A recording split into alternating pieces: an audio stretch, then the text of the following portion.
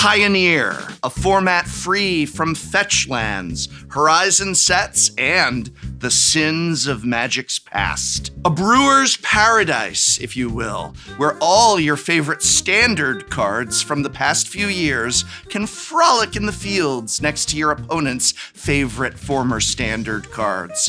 Where life is simple, gameplay is interactive, and every match reminds you of home.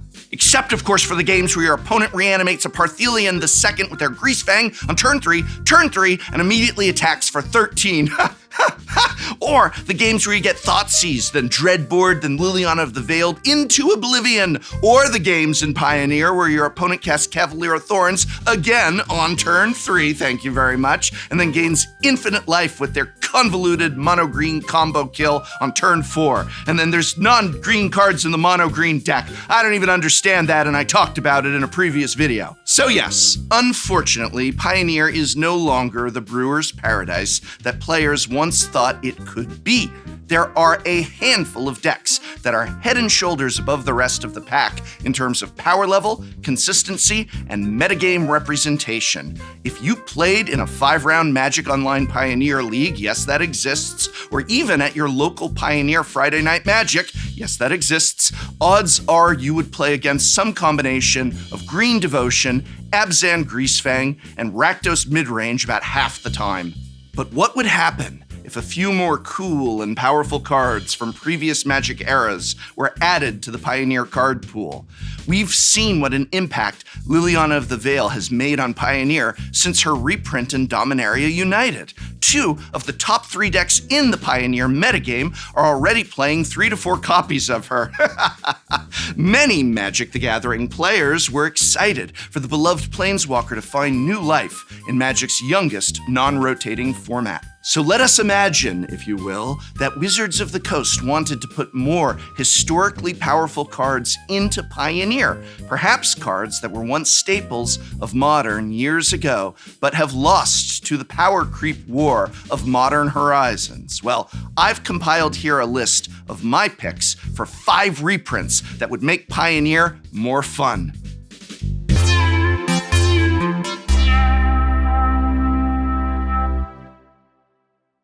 But first, whoa, I'm sick, bro, and not just like sick neither. I'm dang tired of my bills, the gas and the food prices. They be spiking, dog. It's a pure bummer downside, bruh. But I've discovered the upside. Upside! Upside is an app where you save money by spending money. No, really. With Upside, reward yourself by doing what you already do daily. It's simple and easy to use. In comparison to credit card rewards or loyalty programs, you can earn 3 times more cash back with Upside. You can cash out anytime to your bank account, PayPal, or an e-gift card for Amazon and other brands. Upside users are earning more than $1 million every week, and it has a 4.8-star rating on the App Store. So be sure to shred my link in the description to download the free Upside app today and use code Tolarian to get $5 off your first purchase of $10 or more. That's upside.app.link/Tolarian and use the code Tolarian to start saving today. Whoa, so don't be a kook. Pack your trash and use Upside. Radical!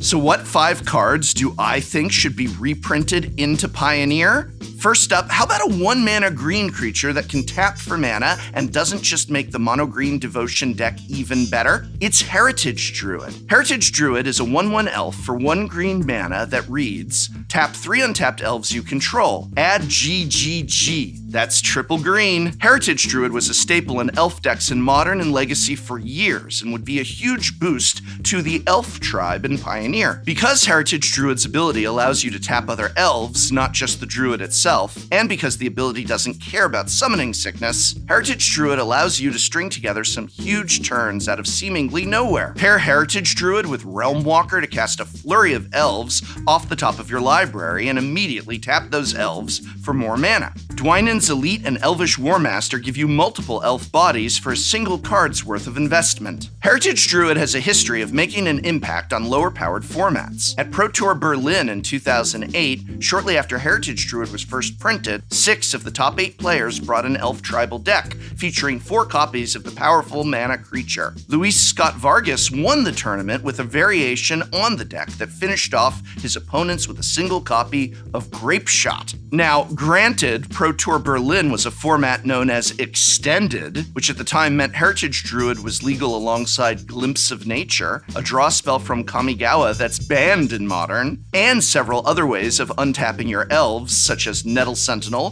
Quarion Ranger, and Wirewood Symbiote, to effectively draw your whole deck. And Pioneer has none of those cards. Beck and Call from Gatecrash and Rites of Harmony from Midnight Hunt could do an impression of Glimpse of Nature, but it's unlikely that they'd be a sufficient replacement. And without the notorious untappers to continue generating more mana, the ceiling on Heritage Druid is kept in check. So no one's going to be going infinite with Heritage Druid and Pioneer. They'll just be casting a lot of little green guys. And tell me, who doesn't love little green guys? Number 4 on our list, it's Lightning Helix. Oh my god! Oh, it's Lightning Helix! Oh my god!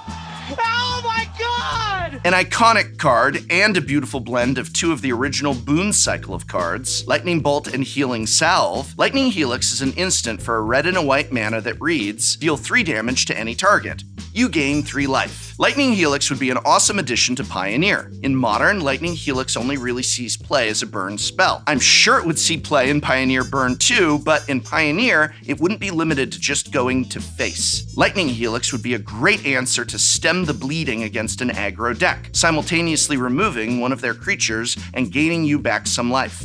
Strong both in aggressive decks and against aggressive decks, Lightning Helix is a masterpiece of card design. The power level is perfect for Pioneer, where the current removal suite is largely lackluster compared to the quality of threats available. Contemporary card design has favored high-value creatures that impact the battlefield immediately upon entry and are difficult to answer cleanly on a one-for-one basis. Lightning Helix would help bring some balance back. Unlike Lightning Bolt, which has a tendency to warp any format it's legal in around itself, Lightning Helix would be good, not too good. An important tightrope to walk for Pioneer. When Lightning Helix was added to Historic on Arena, courtesy of the Strixhaven Mystical Archives, the spell single-handedly pushed the format's Azorius Control deck into Jeskai colors. In Pioneer, it could do the same, or even birth an entirely new, Boros-based mid-range archetype. But Lightning Helix isn't the only card I'd like to see reprinted into Pioneer. Let's look at number 3.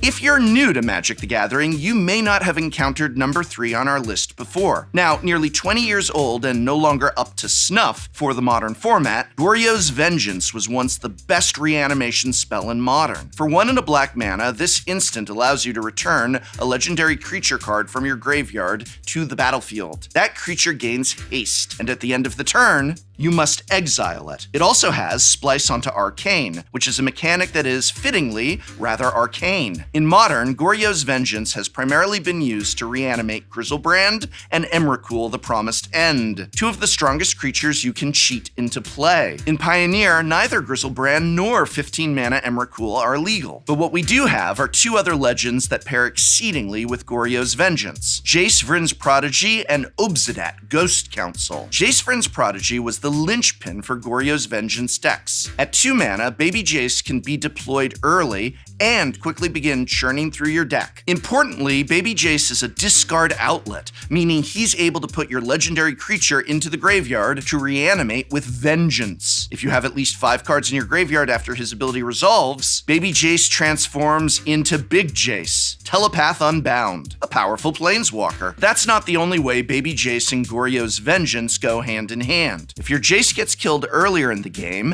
and if you have a few other cards in your graveyard, you can use Goryo's Vengeance to reanimate Jace and return him to the battlefield for a single turn. Activate your Jace, then after you discard, Jace will transform. When you reach your end step, Goryo's Vengeance will ask you to exile your Jace, Vryn's Prodigy, but you don't have a Jace, Vryn's Prodigy. Not anymore, you now have a Jace Telepath Unbound. You therefore get to cheat on the Goryo's Vengeance exile at end of turn clause, keeping your Jace Planeswalker in play long after the turn you cast Vengeance has ended. The other creature that Goryo's Vengeance pairs well with is Obsidat, Ghost Council. Obsidat is a 5-mana 5/5 in Orzhov colors with an ETB ability that drains your opponents for 2 life and an end of turn triggered ability that allows you to exile Obsidat and return it to the battlefield on your next upkeep. Now that you've seen how Jace pairs with Goryo's Vengeance, you might be able to guess where I'm going with this. When you reanimate Obsidat, their enter the battlefield ability will trigger. You then attack for 5, then go to your end step. Now both Goryo's exile trigger and Obsidat's own exile trigger will go on the stack. You get to choose the order for those triggers. Order them so Obsidat's trigger resolves first. Exile Obsidat to themselves, then resolve your Goryo's Vengeance trigger. You no longer will have an Obsidat to exile. On your next turn, Obsidat Ghost Council will return to the battlefield as a new permanent, and your Goryo's Vengeance has essentially been a true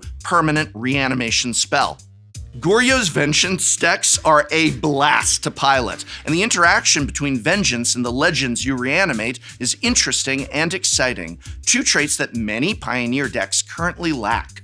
Unlike the Greasefang Parthelion combo that deals you 13 damage and leaves you a pair of 4/4 Vigilant Angel tokens in play, your opponent resolving Goryo's Vengeance on a Jace or an Obsidat doesn't feel like nearly as much of a gut punch. Dimir-based Goryo's decks lead to fun and interactive games, and their reliance on the graveyard means it's fairly simple to keep them in check in a format with Rest in Peace, Unlicensed Hearse, and plenty of other graveyard hate.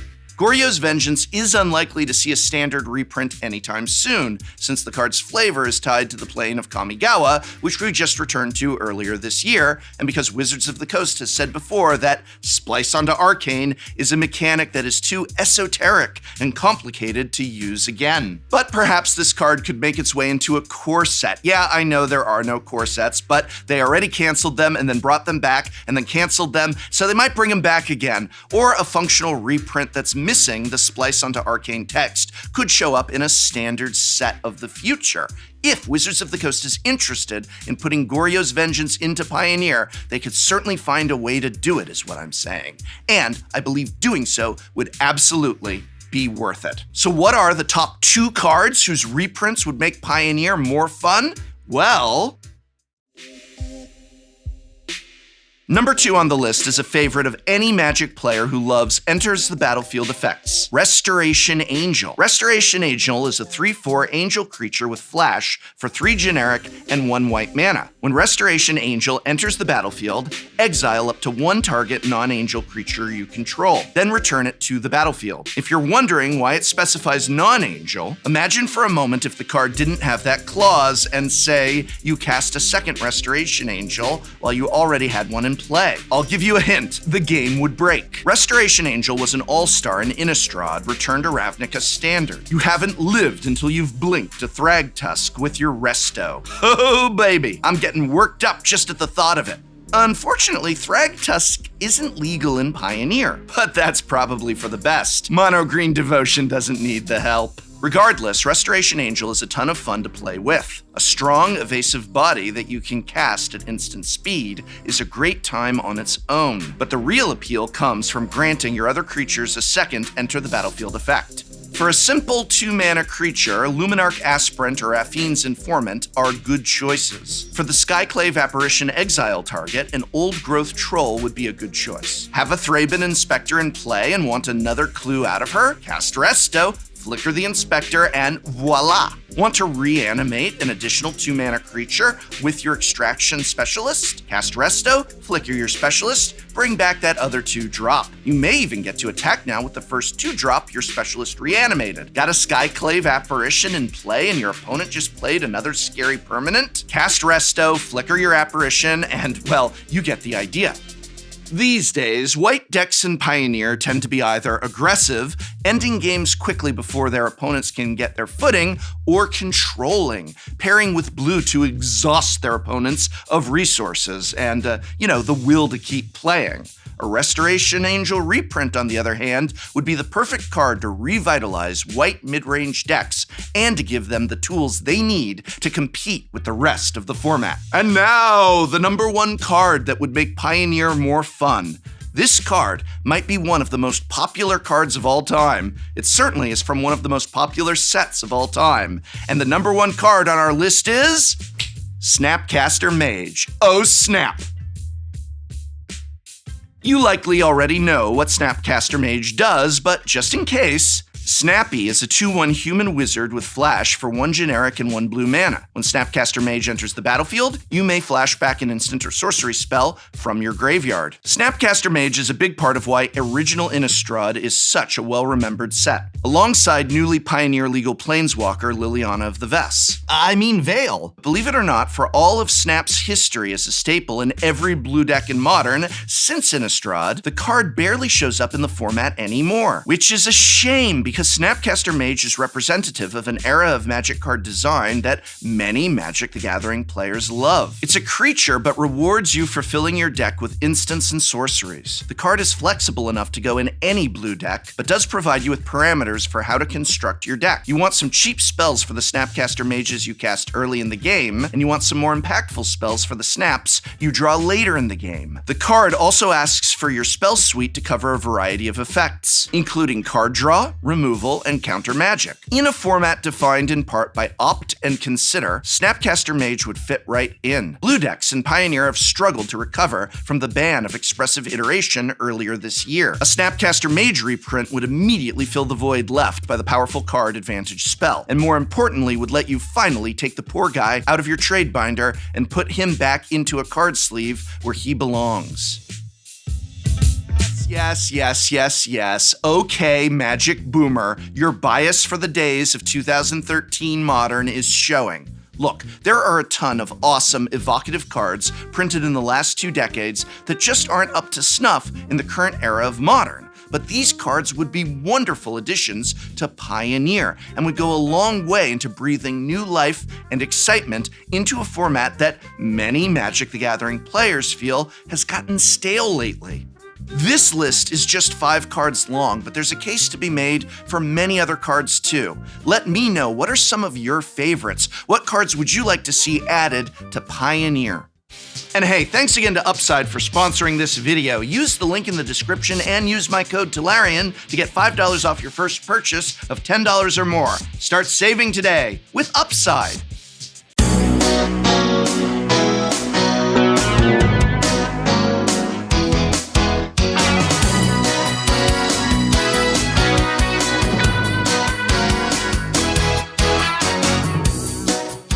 Next time on Shuffle Up and Play. Today, 2 of the most evil forces, evil Mark Rosewater and evil Gavin Verhey. We are going to be playing with decks befitting such vile personalities. 8-rack. Mill. This is the best evil you could find. This is... So I'm going to cast Visions of Beyond. Let's just double check that. 1, 2, 5. No, it's got more. It's got more. It's got more. This is the worst. I believe I'll play this Polluted Delta. Trigger. Mill 3, then Mill 3 again. I'm going to count how many cards I have in my library first off. All right, so I'm going to split your lands. Right, so it's like we got divorced.